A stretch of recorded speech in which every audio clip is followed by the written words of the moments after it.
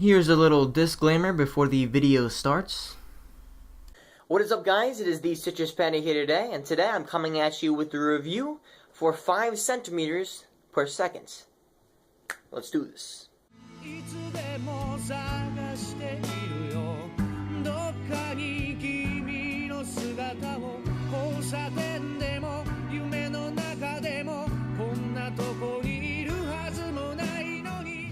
Alright, so 5 centimeters per second is an anime movie split into 3 different episodes of 22 minutes apiece, although altogether it makes one movie that is about an hour long. The director is Makoto Shinkai, and if you've seen any of his work before, you will not be disappointed. It has the same fantastic landscapes and still some of the best animation I've ever seen in anything ever animated in the world ever. I don't know, it's just so good.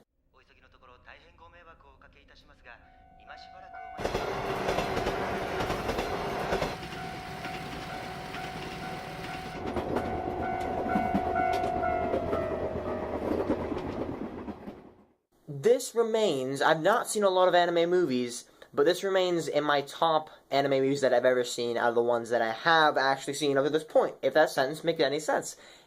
If you're looking at this video to see if I recommend this show or this movie, 100% recommendation, just go watch it now. It's on YouTube.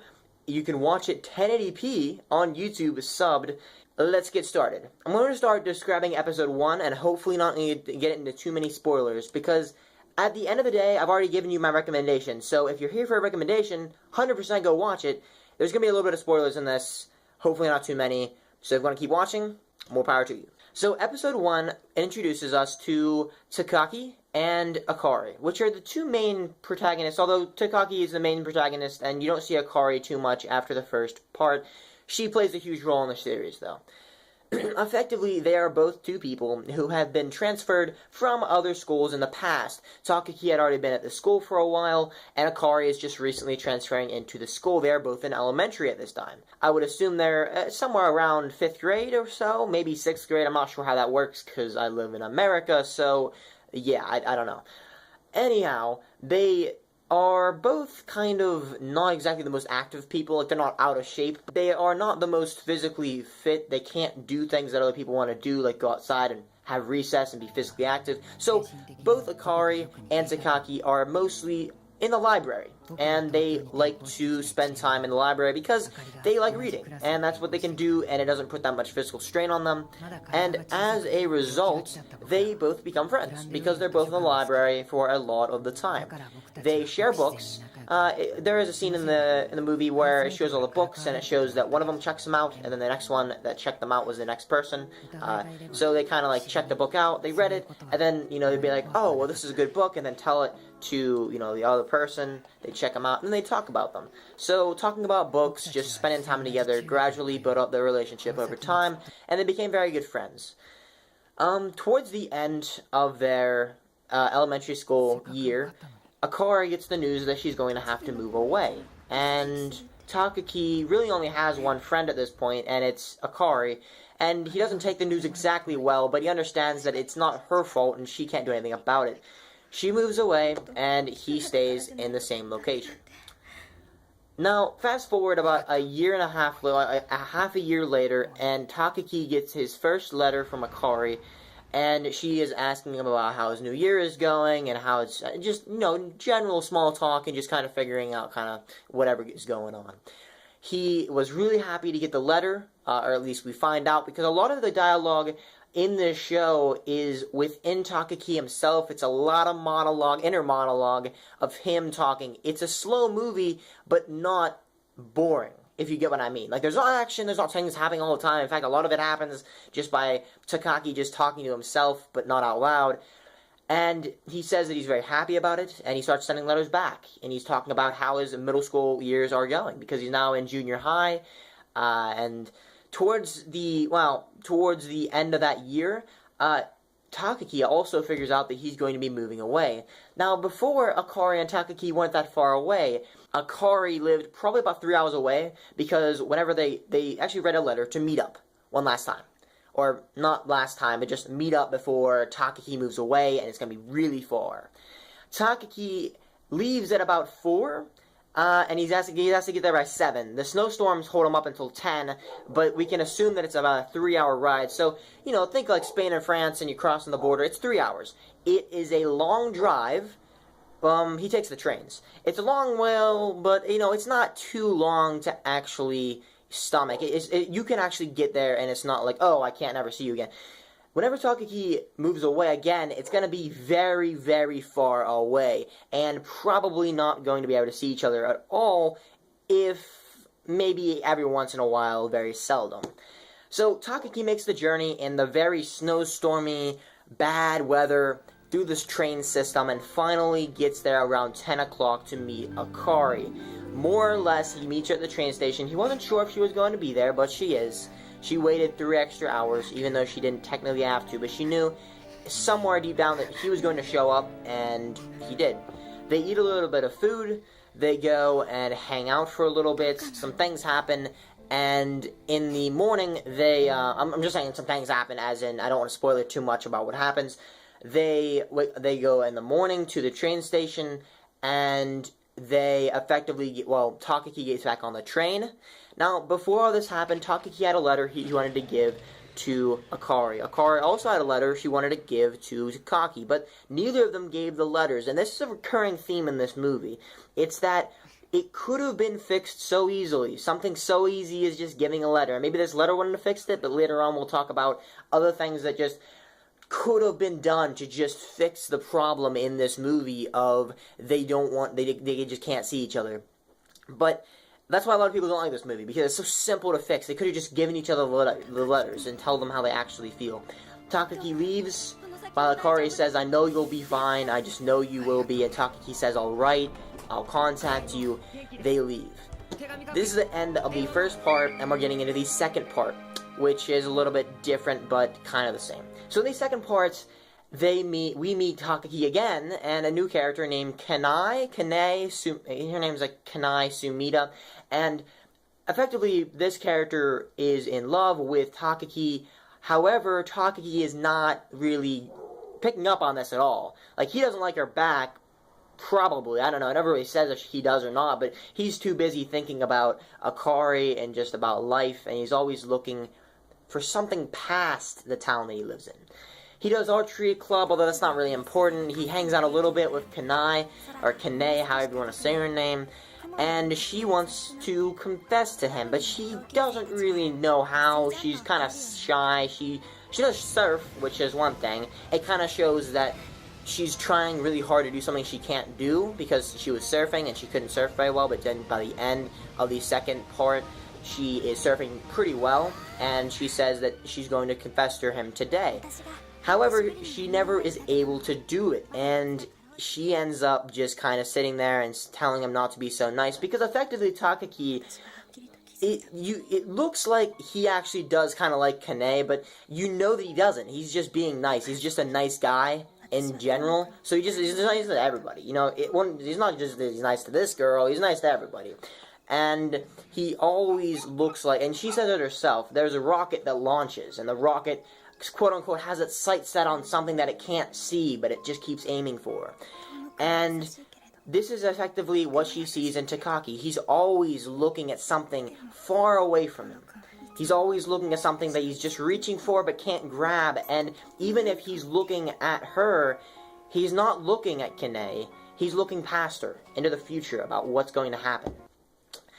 This is effectively the end of the second part, although it's not the most important part. I think the most important part of the second episode of this whole entire movie is the many scenes where Takaki writes out text messages and has a button that says yes and a button that says no, and he always picks no. He never sends the messages, and we can assume he's sending these to Akari because that would make sense in the movie. He never sends them. Now, this is again why a lot of people don't like this movie. It would be so easy to press yes and just send the message. And Akari is doing the same thing too. She's writing messages and just never sending them, because it's just that the other thinks that they might be bothered by the others, worrying or whatever. So they don't want to bother each other. They don't want to feel like they just both want to let go, kind of, but they don't want to let go at the same time. We get to the third part of the series, which is definitely the most saddening part, but also the most realistic part and the very, very perfect ending that we will get to. The third part shows that Takaki has moved back into the city, sort of. He's got a job. I do believe he's moved back into the city at this point. He's got a job, and he's just working and working and working. Akari has moved on with her life at this point, for the most part, and we see, I don't know if this is at point exactly, but she has met another man, and she is moving on with her life as it goes. Takaki has not really moved on with his life, but he's just been distracting himself with work. We're going to skip over some of the things that happened in the beginning, and then we're just going to get to the point where it gets to the good part. Takaki has this vision in his head that he is standing at a railroad, very similar to the beginning of the movie, where he crosses the railroad and so does Akari, although this doesn't actually happen, and he says, I was sure that if I looked back, she'd look back too. He looks back over the railroad, and the trains pass. We also see that Akari's head is turning, and his head is turning, so they're both turning their heads. The trains pass, and it fades to white. He is, at this point, convinced himself that she has not moved on. She's looking back for him, and he's looking back for her. Neither of them has moved on yet, and he's trying to convince himself of that. He then gets into a depressed state. He quits his job. He becomes an alcoholic. There's cans everywhere across his room, and he's just drinking in the corner. So I'm assuming they're not soft drinks. I'm assuming that's not Coca-Cola he's drinking. He's probably drinking some alcohol. Anyway, it gets to a pretty depressing part of the movie, and then he effectively says that there is a girl that he met for 3 years, and this is well explained in the manga. They really went into describing this character as a whole in the manga. In the anime, she's still interesting. It's this girl that he met for 3 years, and she was in love with him. Not the girl from the other town, Kane, but a pro person altogether. I forget her exact name because it's not really that important in the movie. It's more important in the manga. And she actually told him that, yeah, he must still have feelings for this girl because he likes this girl, but he can't love her because he hasn't moved on from Akari yet. And she says that no matter what, she's still going to love Takaki. And they end up breaking up, obviously. After 3 years of being together and not really taking the relationship any further, they end up breaking up. This is well explained in the manga, but not that well explained in the anime. It's more of a afterthought in the actual show. Now, that's what's really cool about the manga, in my opinion. Even though it was made after the show, it really just kind of went into things that the show never went into. Now, this is where the show ends on the most perfect note I can possibly imagine. The best ending that I've seen in a long time in anything. But like this, blew things out of the water. So, we have the same exact scene from earlier. Whenever the music is playing, a lot of people might turn off the movie by this point. The ending song is playing while it's showing Akari, and she's kind of getting in the relationship with her husband. We see her having a good time with him. We see Takaki always looking back and see some flashbacks, looking for Akari but never finding her almost. And then we see a couple things of the surfer girl, Kane, but the most important part here is the very, very end of the movie. We see the same exact scene that we saw earlier, and it's Akari and Takaki crossing the railroad. Then he starts to look back, Takaki. The trains pass by, symbolizing the beginning of the movie, kind of like the end of the first episode where they were leaving and they never saw each other again. Now, keep in mind that this is all in his head. He was sitting in his room and he got kind of whisked away from his chair. He's imagining all this. But Akari, he's kind of expecting to turn around again, like before she was actually turning around. We never actually saw her turning all the way around because the screen went to white. But in this particular scene, she doesn't turn around at all. In fact, once the trains pass, Takaki is left looking at an empty other side of the railroad. Nobody is there. Akari is no longer there. She's not looking back at him. She doesn't have her back turned to him. She's not there at all. It's symbolizing that Akari has moved on and that he should too. Takaki smiles to himself. He slowly turns around while smiling and walks away. He has finally moved on because she has too. He's realized that in life you have to move on, and that's what he did. I think that was a really awesome ending to a show that could have had a depressing ending, and a lot of people in the comments section of that video were like, this ending is depressing. I don't know if people didn't stick around through not the credit scene, but the song scene, where they thought it was just kind of over. or they just didn't understand it, because Makoto Shinkai with his films is very vague and very ambiguous. That's how he does his films, and that's what's so cool about them. And if you don't think that's how this ended, maybe you think that, oh, it was a depressing ending. I think that they both realized that they had to move on, and that's how it's going to end up. Now, the manga also has a little bit of a different ending. I like the manga's ending too. I'm not really going to go into that, maybe a different video, but now that we have talked about the actual movie itself, I want to get into one last thing before I end off this video, and it's about the actual idea of the title. At the very beginning, we hear Akari say that 5 centimeters per second. It's the speed at which cherry blossoms will fall from the tree to the ground. 5 centimeters per second. Takaki says, oh, you seem to know a lot of things like that. Now, this is a huge thing for the movie, and I think I read this in a comment, and I have to agree with it.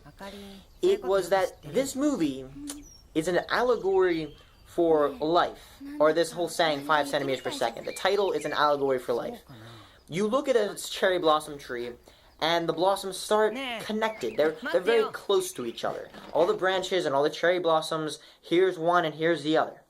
But as they fall from the tree, once they do fall, they will slowly start going down at 5 centimeters per second. But as they fall, they slowly move apart. Even though they were so close in the beginning, by the time they hit the ground, they could be meters away. And this is more of a thing of miles away, or years away, or however you want to put it. It's just saying that I think that's why the title is what it is. It's that a lot of things in life, who you think is important at the beginning of your life and towards the middle of your life, probably aren't going to be as important to you at the very end of your life, because people move on. People move away from each other. Either way, I think it's a very cool way to put a title on a movie without being just like putting some weird words that don't make any sense. It makes sense, and it has to do with the film itself. And I think that's very well done by the director. I have not made a review in a long time, and the last time I did a review was for School Days. And this was fun to do, of a show that I actually enjoyed. So hopefully I'll do some of these in the future. And until next time, guys, it's been the Citrus Panda, 100% recommendation. It's so good. See you guys later.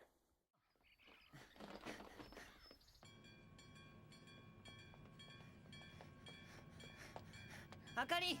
高木くん、来年も一緒に桜見れるといいね。